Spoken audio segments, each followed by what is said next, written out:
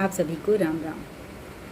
आज हम जानेंगे अशोक सुंदरी के बारे में, जो कि कल्पना, सपने और सुंदरता की देवी कही जाती हैं। ये देवी जो हैं वो माता पार्वती और शिव जी की मनसपुत्री हैं, जिनको उन्होंने कल्प वृक्ष से, जो कि एक मनोकामना वृक्ष होता है, उससे पैदा किया था। और तब जब कार्तिकेय कैलाश पर्वत छोड़ के चले गए थे तो शोक में आके उन्होंने अशोक सुंदरी को बनाया।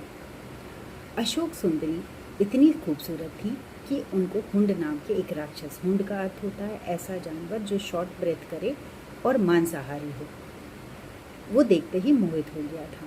तो लेकिन उनको माता पार्वती ने ये कहा था कि उसका विवाह इंद्र जैसे देवता से हो या नुहुष से हो। नुहुष का अर्थ होता है कोई भी पुरुष, दृष्टा या स्वर्ग का राजा। तो हुंड जो है नुहुष को किडनैप कर लिया बचपन में, और जब नुहुष बड़े हुए तो उन्होंने उस हुंड को मार गिराया और नुहुष का विवाह हुआ अशोक सुंदरी से।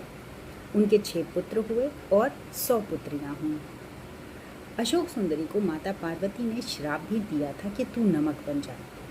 अब ये जो पूरी कहानी है, ये कहानी हमारे शरीर में, जो हमारे शरीर का सबसे इम्पोर्टेंट रोल प्ले करता है, वो है हमारा ब्रेन, उससे जुड़ा हुआ है।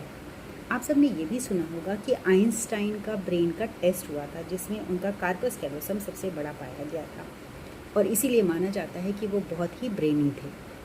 तो और आइंस्टाइन और बहुत बड़े बड़े जितने भी साइंटिस्ट हुए हैं, वो भी ऐसा ही करते थे कि अगर कोई किसी इवन दो आपने ये भी सुना होगा कि बेंजीन की खोज भी सपने में हुई थी, उसका स्ट्रक्चर भी।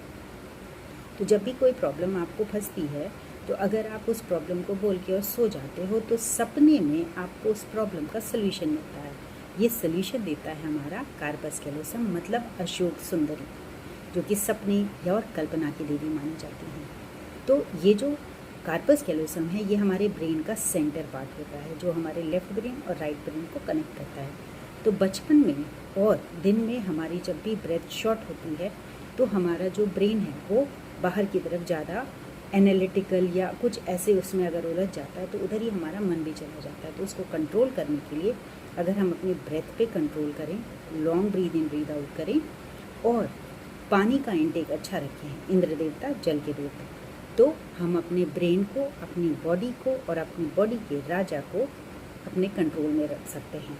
और वाटर की कमी से ब्रेन में नमक बढ़ेगा, तो जो हमारे न्यूरॉन्स होते हैं वो ज़्यादा स्टिफ हो जाएंगे और उनका फंक्शन पे इफ़ेक्ट आएगा। तो हमारा लॉजिकल और एनालिटिकल ब्रेन पे इफ़ेक्ट आता है। आप सभी का दिन शुभ हो।